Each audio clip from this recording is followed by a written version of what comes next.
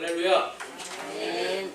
네, 오늘 저는 이 찬송하리로다 주의 이름으로 오시는 왕이여라는 제목으로 말씀을 선포하고자 하는데요. 이 찬송하리로다가 이 히브리 말로는 할렐루야입니다. 물론 오늘 저희가 갖고 있는 이 영어 성경에 보면 be blessed 해서 복 받을 것이다 이렇게 할 수도 있지만 이게 히브리 말로 가면 할렐루야입니다. 그래서 여러분 할렐루야는 바로 찬송하리로다라는, 그리고 여러분들에게 찬양하라 라고 이렇게 선포하는 말씀이라고 볼 수 있습니다. 그래서 제가 말씀을 전할 때 할렐루야 이렇게 하잖아요. 자, 이번에는 여러분도 한번 할렐루야하고 같이 한번 해보겠습니다. 제가 맨날 할렐루야하고 여러분 아멘 하시잖아요. 오늘은 반대로 여러분이 할렐루야하고 제가 한번 아멘 해볼게요. 자, 하나 둘 셋 하면 하는 겁니다. 하나 둘 셋 할렐루야. 아멘. 네, 근데 할렐루야 하시는데 힘들이 없으세요? 이렇게? 네. 할렐루야 하면 우리가 기쁨에 넘칠 수 있어야 되는데, 이게 이제 할렐루야가 참 사실 굉장히 힘든 겁니다. 우리가 힘들 때나 괴로울 때나 언제 어디서나 할렐루야 할 수 있는 믿음이 필요한데, 우리에게는 이제 할렐루야보다는 어쩔 때는 불평하고 어쩔 때는 좌절하는 약한 믿음과 약한 마음이 많이 있다라는 겁니다. 그런데 오늘 이 말씀에서 보면 제자들이 예수님의 어떤 큰 능력을 보고 예수님에게 할렐루야라고 하는 걸 볼 수가 있습니다. 근데 여러분 오늘 읽어보니까 예수님이 어떤 큰 기적을 일으키셨나요? 죽은 사람을 살린 것도 아니고요. 오늘은 어떤 안진뱅이를 일으키거나 눈 먼 사람을 뜨게 해주거나 이런 아무런 기적을 하지 않습니다. 단지 예수님께서 올리브산에서 예루살렘으로 들어가시는 것뿐이었어요. 그리고 무엇을 타고 가시죠? 나귀 새끼를 타고 가는 거예요. 누가 봐도 이것이 그렇게 하나님 앞에 할렐루야 할 것이 없을 그러할 것으로 보이는데, 이 제자들은요 오늘 할렐루야라고 말하는 걸 볼 수가 있습니다. 여러분 구약 성경에 보면 예수님의 외모가 어떻다고 말씀하고 있죠? 자, 여러분들이 생각하는 예수님은 어떤 분이십니까? 키도 좀 크고, 그렇죠? 금발머리를 좀 이렇게 하고 얼굴도 하얗고 눈도 좀 파란색이고 누가 봐도 참 멋있고 흠모할 만한 그러한 모습인데, 예수님이 어떤 모습으로 이 땅에 살았는가, 어떤 모습이었는가, 외모까지도 사실 성경에 예언이 되어 있습니다. 한번 이사야서 한번 보겠습니다. 이사야서 53장 2절 말씀입니다. 한번 읽어볼게요. 같이 읽어보겠습니다. 그가 그분 앞에서 연한 초목같이 마른 땅에서 나온 뿌리같이 자랄 터이니 그에게는 모양도 없고 우아함도 없으며 우리가 그를 볼 때에 그를 흠모할 만한 아름다움이 없도다. 예수님은요 여러분 아름다움이 전혀 없는 분이었어요. 흠모할 것도 전혀 없는 분이었어요. 예수님 보면 제자들이 배가 고파서 여러분 길가에 가다가 뭘 먹죠? 밀을 이렇게 막 해가지고 요즘으로 우리나라로 치면 그냥 가다가 생살 먹는 거예요. 여러분 옛날에 배고플 땐 그런 거 많이 해보지 않으셨어요? 그러니까 이 밀을 막 해가지고 먹을 정도로 이렇게 가난하고 배고픈 상태였어요. 그리고 길거리에서 자는 것도 부지기수였고, 보면 산에서 막 이렇게 기도하시고 주무시고 이러한 얘기들이 나오잖아요. 그러니까 예수님은요 키도 작고 굉장히 깡마르고, 여기 보면 마른 땅에서 나온 뿌리같이, 여러분 땅이 기름지면 뿌리도 두툼하고 윤기가 잘잘 흘러요. 근데 땅이 마르면 뿌리도 볼품없이 말라 비틀어져요. 예수님이 이렇게 볼품없는 모습이었습니다. 그러니까 여러분 그렇게 예수님이 왜소하고 작았기 때문에 뭘 탈 수 있는 거예요? 나귀 새끼. 지금 여기서 보면 큰 나귀도 아니고 나귀 새끼입니다, 여러분. 말로 치면은 이제 망아지예요. 그러니까 어린 이 나귀를 타고 갈 정도로 이 예수님의 몸은 그렇게 크지 않았다라는 걸 볼 수가 있습니다. 당시에 보면 이 나귀는 누가 타는 거였냐면, 이 나귀 새끼들은 주로 이제 여인들이나 아이들이 타고 다니던 거였어요. 그리고 또 이 성경에 보면은 그러니까 왕은 말을 타고 다니지만 왕의 아들인 이 왕자들 있잖아요. 이런 사람들은 또 나귀를 타고 다녔어요. 그렇지만 이들이 타고 다니는 나귀는 꽤 키가 큰 나귀였습니다. 그런데 오늘 예수님은 나귀 새끼를 풀어서 그것을 타시는 것으로, 오늘 그것을 본 것으로 제자들은 하나님의 큰 능력을 보았다라고 이야기하고 있습니다. 누가 봐도 왕처럼 보이지 않죠? 여러분 생각해 보세요. 목수의 아들이 바짝 마른 사람이 옷도 변변히 입지 않고 나귀 새끼를 탄 것만으로 여러분 왕으로 보이시겠어요? 그런데 제자들은 오늘 그 모습을 보고 내가 큰 능력을 보았도다. 그러면서 찬송하리로다 주의 이름으로 오시는 우리의 왕이여라고 선포하는 것을 볼 수가 있습니다.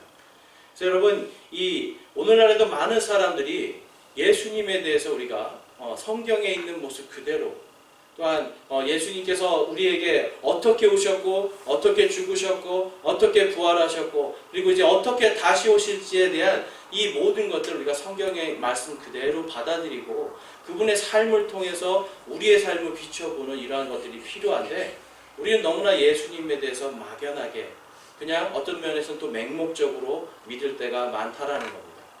우리 성도들은요, 예수님이 정말 어떤 분이신지를 바로 아는 것이 중요합니다. 왜 그렇습니까, 여러분? 그분이 우리의 왕이기 때문에 그래요. 여러분, 예수님이 여러분의 왕이세요? 예수님이 여러분의 왕이신데 우리가 그냥 왕을 볼 때 왕이 어떤 분인지를 잘 모르고 그냥 맨날 그냥 왕이 어디 있지 하고 산다면 어떻게 되겠어요?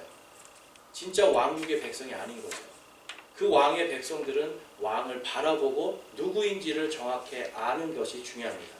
그래서 오늘 성경 말씀을 통해서 우리는 이 왕께서, 우리의 왕이신 예수님이 어떤 분이신지를 살펴보기 원하는데, 오늘 말씀에서 이 제자들이 찬송하리로다라고 말합니다.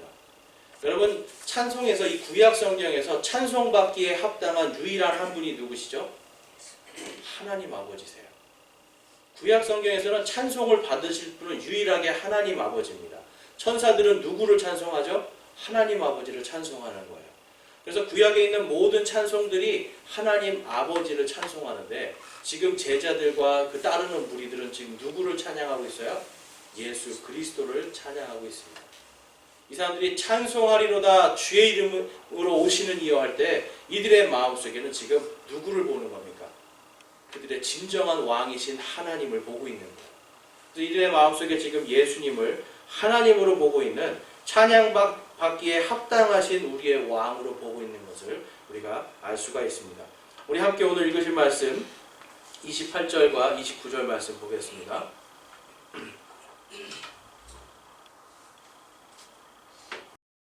예수님이 왜 찬양받기에 합당하신지 한번 살펴보기 원하는데요. 그분께서 이렇게 말씀하시고 앞장서서 예루살렘으로 올라가시니라. 우리 29절 함께 읽어볼게요. 그분께서 올리브산이라 하는 산에서 벳바게와 베다니에 가까이 이르렀을 때에 자기 제자들의 둘을 보내시며. 자, 지금 예수님이 제자들이 본 큰 능력 중에 첫 번째가 뭐냐면, 예수님이 지금 올리브산에서, 올리브산은 어디 있습니까, 여러분? 이제 옛날 성경에는 우리 감람산이라고 되어 있는데 이게 올리브 나무예요. 그러니까 이 올리브 산이 예루살렘 앞 동쪽에 있습니다. 그러니까 예루살렘을 갈 때 동쪽으로 해서 이렇게 예루살렘으로 들어갈 때는 반드시 올리브 산에 올라갔다가 내려가는 겁니다. 이 올리브 산에 여러분들이 잘 아는 겟세마네 동산도 올리브 산 안에 있어요. 그러니까 여기를 통해서 이렇게 가게 되어 있는데, 이 제자들은 그걸 통해서 하나님의 능력을 봤다라고 오늘 성경에서 말씀하고 있습니다.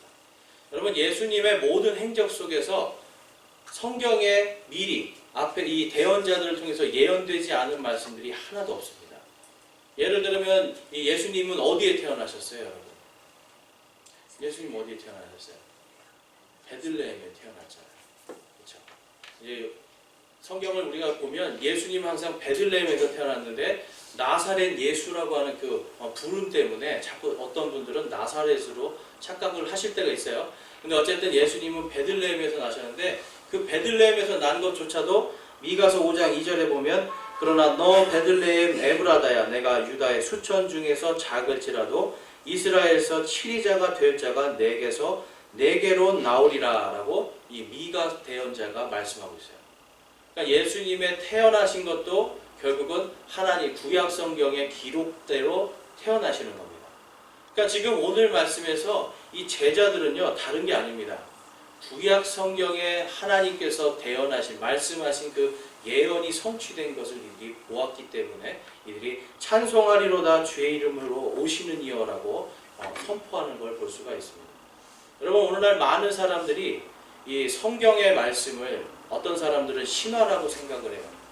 심지어는 예수님을 믿는 사람들도 그래, 나의 이해와 나의 이성으로 받아들일 수 있는 건 내가 받아들이지만 다른 것들은 신화라고 생각하는 사람들이 너무나 많습니다. 여러분, 신화가 무엇입니까? 신화. 가수 신화를 얘기하는 게 아닙니다. 이 신화는 뭐냐면 이 어떤 특정한 사람이나 어떤 특정한 어떤 그 물건들을 신격화시키는 어떤 하나의 이야기를 만드는 거예요. 예를 들면 여러분 잘 아시는 신화 중에 하나가 뭐가 있어요? 단군 신화 들어보셨죠? 여러분 단군 신화 들어보시고 여러분 단군 신화 다 믿으세요? 네, 곰하고 호랑이가 그렇죠, 마늘하고 쑥을 100일 동안 먹는데 호랑이는 미처 다 먹지 못하고 곰이 먹었더니 곰이 이제 여자가 돼가지고 이 환웅하고 또 결혼을 해서 난 사람이 단군이다. 여러분 이거 믿으세요? 이런 게 신화예요. 이런 신화는 뭐냐면 실제 사실이 그런 게 있긴 있지만 이거를 사람을 신처럼 막 신격화시키잖아요. 신처럼. 그러니까 지금도 보면 여러분 북한에 가면 사람을 신격화시키잖아요. 김일성, 김정일, 김정은.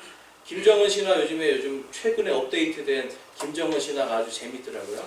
3살 때부터 총을 쐈는데 백발백중이래요. 3살짜리 애가 총을 쐈는데 10발을 쓰면 10발 다 맞추는 아주 엄청난 신화를 만들어 놨더라고요. 그것도 무슨 보자기가 내려와서 거기서 태어났다는 등 희한한 신화를 만들어내요.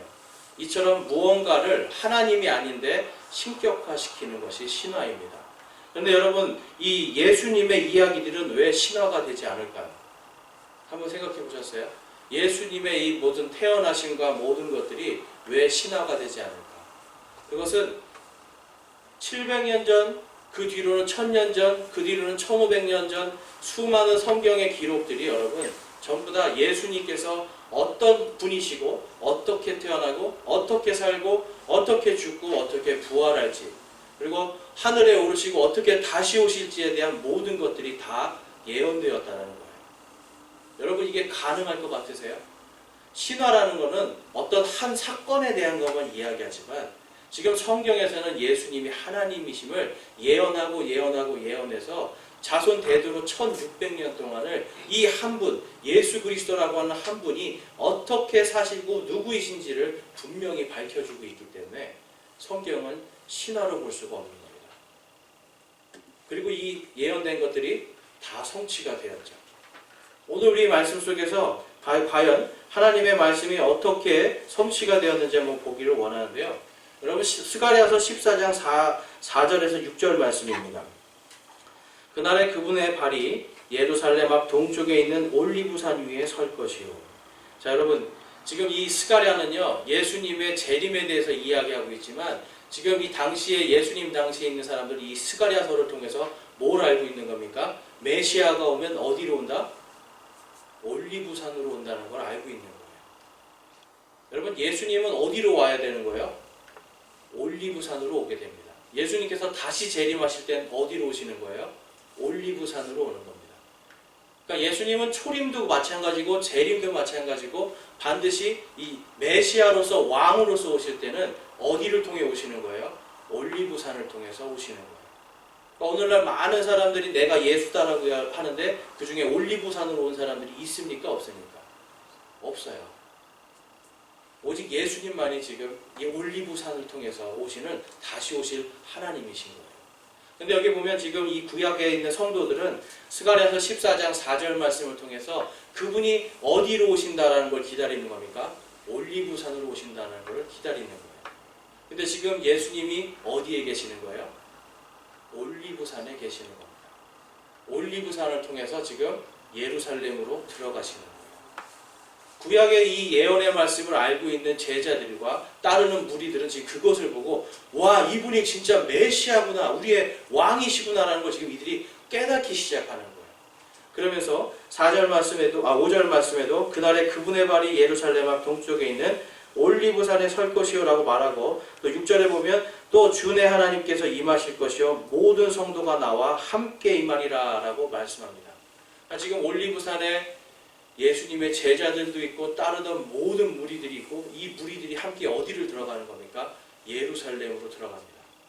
그러니까 지금 제자들은요 와 지금 이게 메시아께서 오신 그 모습이구나라고 지금 생각을 하니까 갑자기 그전에는 목수 예수님이었고 그냥 따르던 선생님으로 보였는데 갑자기 뭘로 보이는 거예요? 하나님으로 보이는 겁니다. 그래서 찬송하리로다 주의 이름으로 오시는 우리의 왕이여라고 지금 막 찬양을 하는 거예요. 그래서 여러분 이 예수님께서 올리브산에 섰다는 것, 그리고 예수님이 그전에도 보면 계속 올리브산에서 설교도 하시고 올리브산에서 기도도 하시고 하거든요. 근데 그전에는 이 사람들이 예수님에게 찬양을 하지 않습니다. 왜냐하면 그때는 거기에서 곧바로 예루살렘으로 들어가시지 않았기 때문에.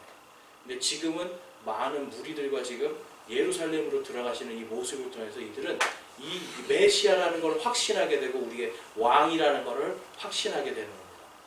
자, 그럼 여기까지만 해서 이들이 하나님의 능력을 보았을까요? 그렇지 않습니다. 그 다음에 한번 우리 창세기 49장으로 가보겠습니다. 이 창세기 49장은 이 야곱이 유다를 축복하는 내용입니다. 근데 유다를 축복하는데 어떻게 축복하는지 한번 볼게요. 유다는 사자 새끼로다. 내 아들아 내가 탈취한 것을 떠나서 위로 올라갔도다.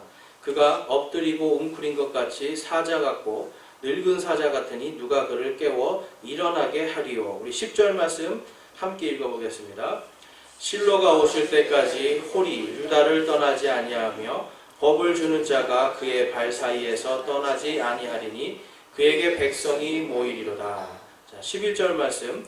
그가 자기의 어린 수나기를 포도나무에 매어 자기의 나귀 새끼를 좋은 포도나무에 매리니 그가 자기 옷을 포도즙에 빨며 자기 의복을 포도의 피에 빨았도다. 여러분 지금 이게 예수님에 대한 예언의 말씀인데요. 이 창세기에서 하나님은 야곱의 입술을 통해서 유다를 축복합니다. 그러면서 유다에게서 누가 나온다고요? 너희들을 치리할 한 통치자가 나올 것이다 라고 이렇게 축복을 해주고 있어요. 근데 그 축복받은 그 한 통치자가 지금 자기의 어린 수나기를 어디에 맨다고 이야기하고 있습니까? 포도나무에 매어 자기 나귀 새끼를 좋은 포도나무에 매리니. 여러분 제자들이 지금 예수님의 명령을 따라서 한 마을에 들어갑니다.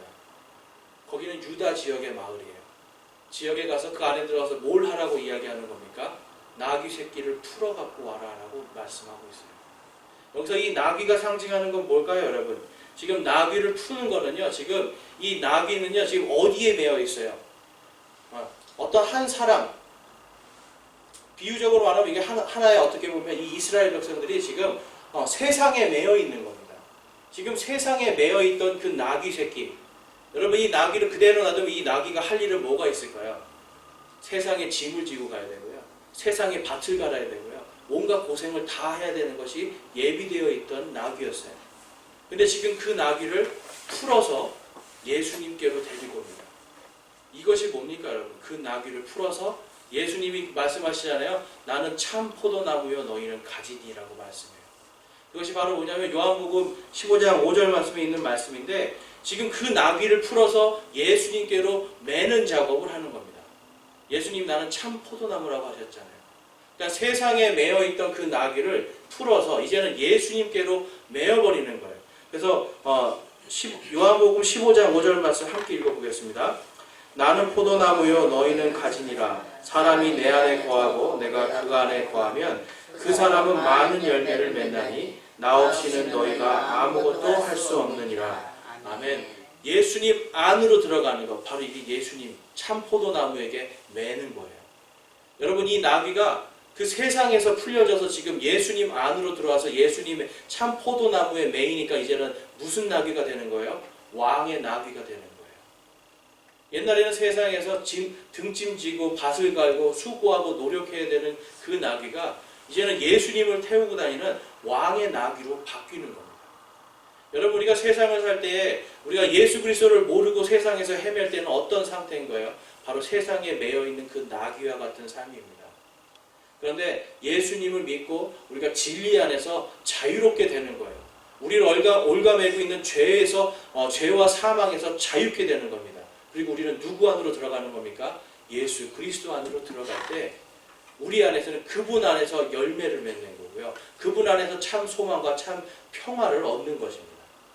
그래서 지금 예수님이 지금 이 유다에게 축복한 것처럼 지금 그 나귀를 풀어서 참 포도나무에 지금 매는 작업을 하시는 거예요.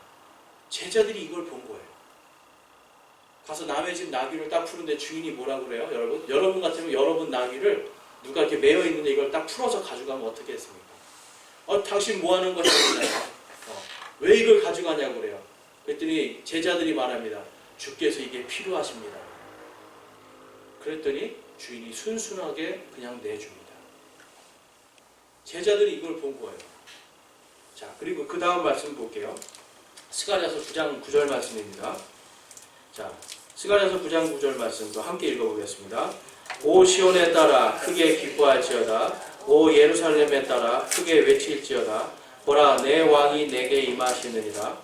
그분은 의로우시고 구원을 소유하시며 겸손하사 나귀를 타시되 나귀 새끼 곧 어린 수나귀를 타시느니라. 제자들은 이 말씀을 지금 기억하고 있는 겁니다. 아까는 예수님이 어디서 오신다고 스가랴가 예언했죠? 올리브산을 통해서.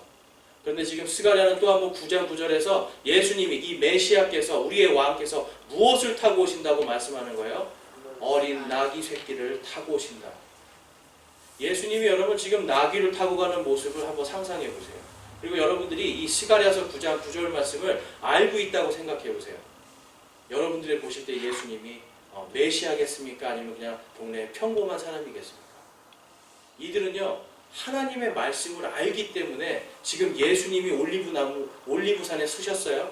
그리고 이제 이 나귀를 타고 겸손한 모습으로 볼품없는 분이었지만 어린 수나귀를 타고 지금 예루살렘으로 들어가는 그 모습을 보면서 찬송하리로다 주의 이름으로 오시는 이여 우리의 왕이라고 그들은 찬양을 하고 있는 겁니다. 그러니까 여러분 성경의 기록을 지금 이들이 기록이 성취되는 것을 보는 거예요. 볼품도 없고요. 흠모할 것도 없고요. 예수님이 여러분 나귀에 탔다고 번쩍번쩍하면서 금발로 바뀌었겠어요? 예수님이 갑자기 막 멋있는 사람이 됐겠어요? 전혀 그렇지 않습니다. 예수님은 여전히 볼품없는 사람이고 여전히 그냥 딱 봐도 그렇게 흠모할 것이 없는 사람인데도 불구하고 이분이 지금 성경의 말씀대로 올리브산에서 나귀를 타고 예루살렘으로 들어가시는 이 모습을 보고 사람들은 거기에서 예수님이 진정한 우리의 왕인 것을 발견하는 거예요. 여러분 우리가 예수님을 만날 때 여러분 각자 믿음의 체험들이 있으실 겁니다. 예수님 만날 때 우리는 각자 믿음의 체험이 있고 하나님께 감사한 마음들이 많이 있을 겁니다. 그런데 우리의 마음속에 정말 그 예수님께서 말씀대로 기록되시고 말씀대로 사시고 말씀대로 부활하시고 다시 올라가시고 다시 오실 거라고 하는 이 모든 것들을 성경을 통해서 알게 됐을 때 여러분 마음속에 큰 기쁨이 있으셨나요? 여러분 우리는 성경 말씀을 통해서 점점점 뭘 깨달아가는 거냐면 그분이 우리의 진짜 주님이시라는 걸 깨달아가는 거예요. 그리고 그분이 우리의 진짜 왕이시라는 것을 깨달아가는 겁니다. 그래서 성경을 우리가 연구할 때 여러분 한평생을 연구하면서 가장 기쁜 건 바로 예수님이 우리의 왕이시고 그분이 성경 기록대로 다시 오실 거에 대한 소망을 갖는 겁니다. 왜냐하면 성경 기록대로 오셨기 때문에. 지금 여기서도 보면 제자들은요 이 당시에 예수님의 지금 부활도 보지 못하고 아무것도 못 본 상태잖아요. 단지 그냥 예수님을 따라다니면서 기적을 봤어요. 그래서 예수님이 여러분도 아시겠지만 예수님이 십자가에 못 박히실 때 제자들이 한 게 무엇인가요? 여러분? 오늘 찬송하리로다 주의 이름으로 오시는 이여 찬양했던 자들이 전부 다 예수님을 버리고 도망갑니다. 그렇지 않아요? 다 도망갔어요. 사도 요한은 심지어 옷까지 벗고 그냥 여러분 부끄러운지도 모르고 도망갔어요. 왜 그래요? 나 살기 위해서. 그런데 이 제자들이 나중에 하나님의 말씀이 부활을 통해서 그리고 예수님이 승천하시는 걸 통해서 성령께서 강림하시는 걸 통해서 모든 것이 하나님의 말씀으로 다 성취되는 것을 본 다음에 이들의 마음은 어떻게 변했습니까? 자기의 생명을 내놓고 자신들의 왕을 따라가는 삶을 사는 거예요. 우리가 찬양으로 여러분 입술로 예수 우리 왕이여 찬양할 때 있어요. 여러분 입술로만 예수님이 우리의 왕이 되지 않도록 우리는 주의해야 됩니다. 진짜 예수님이 내 안에서 왕으로서 역사하시도록 내 안에 있는 왕자를 주님께 내드릴 때 예수님께서 우리의 왕으로서 역사하시는 거예요. 근데 여러분 우리가 예수님이 진짜 누구신지 어떤 분이신지를 잘 모르니까 자꾸 우리 왕자에 누가 앉아 있는 거예요? 내가 앉아 있어요.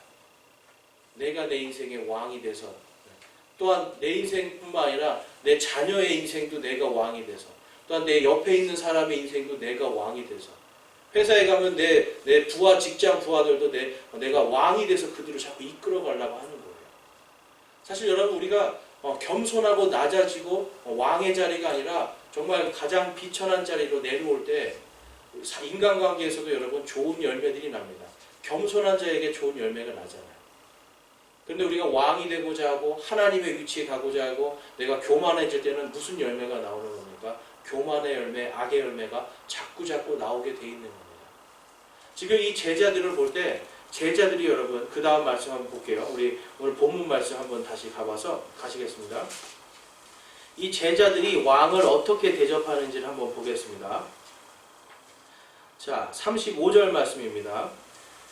그것을, 바로 이 어린 나귀 새끼를 이야기합니다. 그것을 예수님께로 끌고 와서 자기들의 옷을 나귀 새끼 위에 벗어놓고 예수님을 그 위에 태우니 그분께서 가실 때 그들이 자기들의 옷을 길에 펴니라. 자, 여러분, 옷을 벗는다는 건 무슨 뜻일까요? 옷을 벗는다. 여러분, 당시에 옷이 귀한 것이었습니다. 지금은 옷이 우리가 좀 흔하지만 당시에는 옷 한 벌이 굉장히 귀한 때였어요. 그런데 이 옷을 벗어가지고 지금 가장 볼품없는 지금 상황이에요. 어린 나귀에 바싹 마른 남자 한 명이 있어요. 근데 그 남자를 태우기 위해서 자기 옷을 벗어서 덮습니다. 이것은 무엇이냐면 나의 모든 것들을 벗어서 덮어놓는 거예요. 우리가 예수님을 믿을 때 성경에 보면 예수 그리스도의 옷을 입었다라고 이야기하잖아요. 마찬가지로 지금 나는 옛날에 내가 주인이고 내가 왕이었는데 진짜 왕을 만나니까 어떻게 되는 거예요? 감히 이 왕이 그냥 이걸 못하게 하기 위해서 가장 존경과 사랑의 의미로 자기 옷을 벗어서 나귀 위에 얹어놓는 겁니다. 그리고 다른 사람은 어떻게 합니까? 이 왕의 나귀가 갈 수 있도록 길에 어떻게 해요? 계속 자기 옷을 놓는 거예요. 여러분, 여러분이 지금 교회에 와서 다들 이렇게 우리가 다 좋으신 분들인데 여러분들이 옷을 이렇게 딱 놨는데 누군가 와서 그걸 다 깔고 앉는다고 생각해 보세요.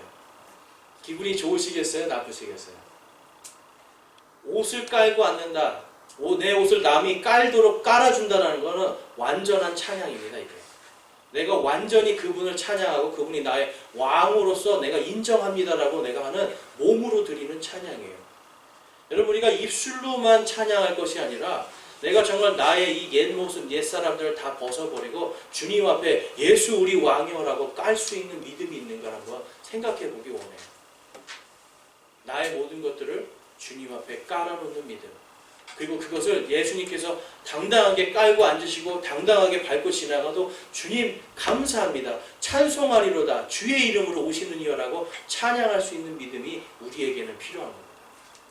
그래서 여러분, 이 지금 오늘 제자들이 할렐루야 할렐루야 지금 찬양하면서 자기 옷을 막 벗어서 깔아놓고 있는 거예요. 여러분 옷 그냥 깔고 앉는 것만으로도 기분이 나쁜데 지금 막 예수님이 밟고 지나가고 있는데 여러분, 이 사람들은 진짜 왕을 보니까 스가랴가 예언했던 바로 그 왕께서 직접 오신 걸 보니까 자기께 필요가 없는 겁니다. 이제 나는 내 거는 내 게 아니고 누구의 것이에요? 다 왕의 것, 바로 예수 그리스도의 것이라고 막 내놓고 있는 상황을 우리가 볼 수가 있습니다. 여러분, 우리의 마음속에서 정말 언제나 우리가 세상 속에 어디에 매여 있는가를 한번 보셔야 돼요. 예수께서 우리의 왕이시면 우리의 삶이 매여 있는 걸 풀고 우리가 예수 그리스도 안으로 들어가야 됩니다. 예수 그리스도 안으로 들어갈 때 우리에게는 예수님의 열매가 맺혀지는 거예요. 성령의 열매가 맺혀지는 거예요. 근데 우리는 계속해서 우리의 마음을 어디에 메고 있는 거예요? 세상에 메고 있어요. 여러분, 세상에 메고 있으면 이 나귀가 해야 될 일이 무엇이라고요? 세상에 밭을 갈아야 되고 세상에 등짐을 짊어지고 가야 되는 거예요. 예수님께서 뭐라고 말씀하셨어요? 수고하고 무거운 짐진 모든 자들아 다 내게로 오라. 수고하고 무거운 짐진 모든 자들아 다 내게로 오라라고 말씀하십니다. 세상에 묶여있는 그 끈을 풀어버리기 원합니다. 세상에 있는 그 끈을 풀어버리고 우리는 누구에게로 들어가야 됩니까? 예수 그리스도께로 들어가는 거예요. 예수 그리스도께 내 마음과 나의 삶이 딱 묶이면 그 안에서 주님의 열매가 나오기 시작해요. 그래서 제가 지난주에 우리 할 때 주의 명령들을 크게 즐거워하는 자가 복을 받는다고 말씀드렸잖아요. 우리가 주의 명령들, 예수 그리스도의 이 모든 말씀들 그리고 그분의 삶을 즐거워하면서 따라가고자 그분 안으로 들어갈 때 우리에게는 하나님이 주시는 큰 기쁨의 복이 임할 줄로 믿습니다. 여러분 오늘 말씀을 통해서 우리가 또 하나 볼 것은 이 고린도전서입니다. 고린도전서 1장 27절에서 29절 말씀인데요. 자, 우리의 마음이 정말 세상에 매여 있지 않고 예수 그리스도께 매여 있는 그러한 상황들, 그러한 것이 어떤 것인지 한번 살펴보고자 합니다. 27절에서 29절인데 우리 한 절씩 한번 교독해 볼까요? 그러나 하나님께서 지혜로운 자들을 당황하게 하려고 세상의 어리석은 것들을 택하시고 하나님께서 강한 것들을 당황하게 하려고 세상의 약한 것들을 택하시며 28절 읽으시겠습니다. 하나님께서 있는 것들을 쓸모없게 하시려고 세상의 천한 것들과 멸시받는 것들을 택하시고 참으로 없는 것들을 택하셨나니 우리 29절 함께 읽겠습니다. 이것은 어떤 육체도 자신 앞에서 자랑하지 못하게 하려 하십니다. 아멘. 여러분 하나님 앞에서 어리석은 자세요? 하나님 앞에서 여러분 멸시받을 만한 사람이고 하나님 앞에서 쓸모없는 그러한 사람이십니까? 여러분 우리는 다 하나님 앞에서 어리석고요 쓸모없는 사람들이에요. 그런데 하나님께서 그런 우리들을 택하셨습니다. 가장 연약한 자들을 택하세요. 왜 택하시죠 여러분? 세상에 매여서 내가 잘났다, 내가 하나님보다 더 뛰어나다, 내가 하나님만큼 할 수 있다라고 하는 이러한 자들을 부끄럽게 만들고 그런 자들에게 하나님의 모든 지혜를 가르치기 위해서 우리들을 택하시는 겁니다. 옛날엔 여러분 볼품없는 새끼 낙이었다니까요. 세상에 매여있는. 근데 예수님께서 택하시고 그 택하심 받아서 그분 안에 매여질 때 우리는 왕의 나귀가 되는 그 큰 권능을 가지게 되는 겁니다. 여러분 왕이 타는 나귀는 왕 대접을 받습니다. 맞죠? 왕이 입는 옷도 왕 대접을 받습니다. 우리는 성경에서 지금 예수님이 이 하나님의 말씀에 따라서 지금 하나씩 대언의 말씀들을 좀 이루는 것을 통해서 영적으로 오늘 우리의 삶 속에 적용할 것들이 너무 많다는 걸 알 수가 있어요. 특별히 우리의 자신이 여러분 하나님 앞에 어리석은 자라는 것을 인정하는 게 중요합니다. 내가 하나님 앞에 어리석은 자입니다. 내가 하나님 앞에 죄인입니다라는 것을 인정하는 게 중요합니다. 또한 우리는 하나님 앞에서 하나님 저는 약한 자입니다라는 것을 인정하는 게 중요합니다. 그리고 또 우리는 하나님 앞에서 저는 천하고 멸시받을 만한 존재라는 것을 인정하는 것이 중요합니다. 우리의 어리석음과 우리의 연약함과 우리가 하나님 앞에 정말 아무것도 칭찬받을 것이 없는 존재라는 걸 인정하고 주님 앞에 회개하고 나갈 때 우리의 마음속이 우리가 어디에 매이는 거예요? 예수 그리스도께 매이는 그 일이 일어날 줄로 믿습니다. 그럴 때 여러분 우리는 이제 더 이상 드러나지 않고 우리 삶에서 누가 드러나시는 거예요? 예수님께서 드러나시는 거예요. 나의 힘이 아니라 나의 왕이신 예수 그리스도의 힘을 힘입어서 내가 나아갈 때, 주의 힘을 힘입어서 내가 나아갈 때 내가 하나님의 힘으로 그것을 이겨나갈 수 있는 겁니다. 그럴 때에 내가 한 것이 아니라 누가 한 것이라고 우리가 찬양할 수 있는 거예요? 예수님께서 하셨습니다. 여러분 사람들이 어떻게 이걸 했어? 어떻게 이렇게 했어? 어떻게 이렇게 큰 돈을 벌었어? 어떻게 큰 모든 걸 했어? 할 때 여러분 하나님께서 하셨습니다 하는 고백 들어보셨어요? 별로 없어요. 내가 얼마큼 노력했는데, 내가 얼마큼 이것을 위해서 했는데, 그것은 여러분 세상에 계속 매여있기 때문에 그런 말들이 나오는 거예요. 우리가 가지고 있는 나의 작은, 얼마나 여러분 똑똑하다, 내가 만약 똑똑하다라고 해도 여러분 이 세상에 여러분과 저보다 똑똑한 사람들이 너무나 많죠. 가진 게 내가 이만큼 있다고 해도 더 잘나고 부자인 사람 너무나 많습니다. 그런데 우리는 예수 그리스도의 안에 있기 때문에 우리는 어리석은데 우리 뒤에 계신 누가 똑똑하신 거예요? 예수님께서. 우리는 비록 약하지만 누가 강하신 거예요? 바로 예수님께서 강하신. 이 모든 것들이 예수님이 우리의 왕이심을 내가 인정할 때 그 모든 것이 찬양으로 드러나는 겁니다. 여러분 찬양은요 나를 높이는 게 아니에요. 찬양은 오직 하나님만을 높이는 겁니다. 내 인생에서 여러분 입술로 드리는 찬양과 또한 내가 삶으로 드리는 찬양이 우리가 함께 나와야 됩니다. 삶 속에서 누가 봐도 와 하나님께서 하셨구나. 이 사람이 하는 모든 게 정말 예수 그리스도께서 하시지 않으면 할 수가 없구나. 그러한 인정받는 것이 하나님 앞에서 우리가 기쁘게 우리의 믿음을 인정받는 자로 드러날 수 있는 유일한 길입니다. 우리 다 같이 한번 누가복음 19장 38절 말씀을 한 번 더 읽어보겠습니다. 함께 읽겠습니다. 이르되 찬송하리로다 주의 이름으로 오시는 왕이여 하늘에는 평화여 가장 높은 곳에는 영광이로다 하매. 아멘. 예수 그리스도께 여러분의 마음이 매여 있고 예수 그리스도께서 여러분의 왕이심을 인정하고 나는 아무것도 아니고 내 삶을 통해서 그분의 찬양이 나타나도록 드러내 드릴 때 하늘에는 평화여 하늘에는 영광이 되는 하나님께 영광 돌리고 또한 세상에는 평화의 복음의 말씀을 전할 수 있는 우리의 삶이 될 줄로 믿습니다. 여러분 이번 한 주간 정말 여러분들의 마음속에서 찬송하리로다 주의 이름으로 오시는 이여 우리의 왕 예수 그리스도시여라고 하는 믿음의 고백이 있기 원합니다. 또한 저와 여러분의 삶 속에서 세상 사람들이 우리의 삶의 모습을 통해서 찬송하리로다 주의 이름으로 오시는 이여 우리의 왕 예수 그리스도시여라고 고백하는 그 일이 일어나기를 소망합니다. 예수님이 여러분의 왕이십니까? 예수님이 저와 여러분의 왕이시면 이번 한 주간 여러분 왕의 사람들답게 왕의 자녀들답게 주님의 영광 돌리고 주님을 찬양하는 그러한 복된 삶을 사시기를 주님의 이름으로 축원합니다. 우리 함께 기도하시겠습니다.